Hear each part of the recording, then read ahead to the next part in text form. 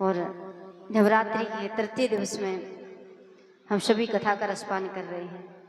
जैसा आपको बताया कि नवरात्रि में 9 दिनों में माँ के प्रत्येक रूप का हम सभी वर्णन श्रवण करेंगे।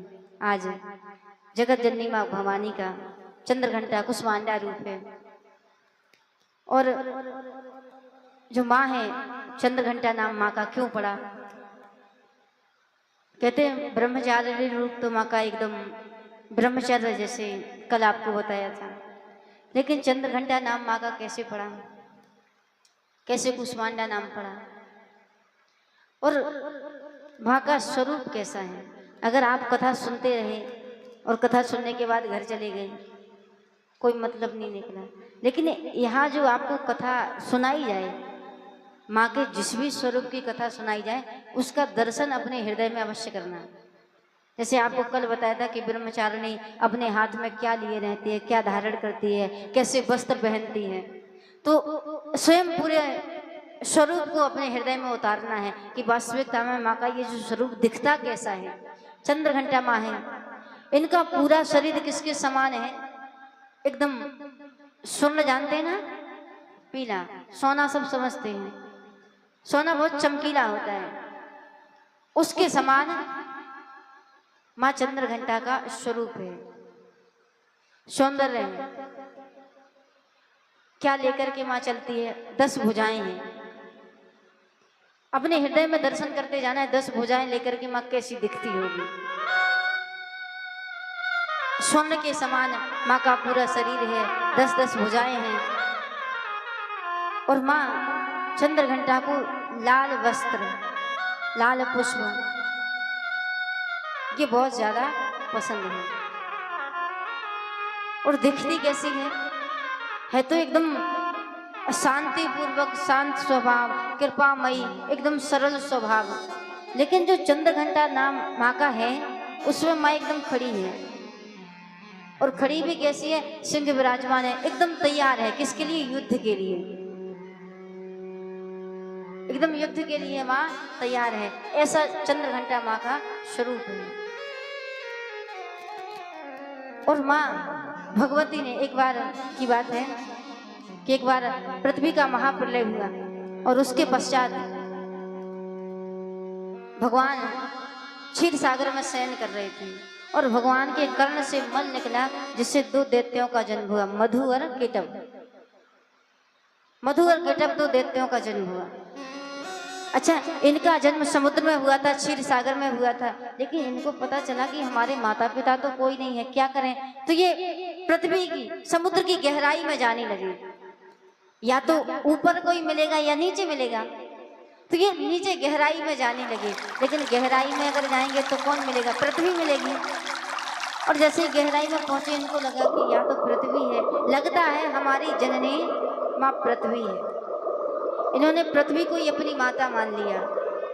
फिर उन्होंने कहा कि हमारे अंदर बड़ा बल है, बड़ा पराक्रम है, हमारे आगे संसार में कोई और वीर नहीं है। तो एक दिन मधु केटव ने माँ जगत जननी भवानी की खूब आराधना की, कई वर्षों तक तपस्या की, और इतनी घोर तपस्या की कि इनका जो शरीर है उससे दीमक, जानते हैं ना, जैसे चींटियां घर बना लेती, मिट्टी का घर बना लेती हैं, इनके शरीर पर चींटियों ने घर बना लिया। दोनों भाइयों ने इतनी घोर तपस्या करी और तब जाकर के भगवती जगदम्बा ने इनको दर्शन दिए। कहा कि क्या चाहते हो, किसके लिए इतनी घोर तपस्या कर रहे हो? तब इन दोनों ने कहा, मधु और केटव ने, कि माँ हम अमर होना चाहते हैं। जगत जननी भवानी ने कहा कि अमर तो इस संसार में कोई नहीं है।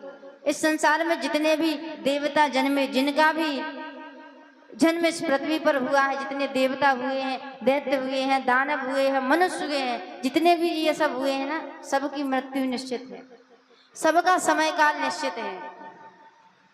लेकिन अगर आप अमर होने की बात कर रहे तो देवता, दानव और मनुष्यों में मैं आपको अमर कर सकती हूँ, लेकिन ऐसा नहीं है कि आपकी मृत्यु नहीं होगी।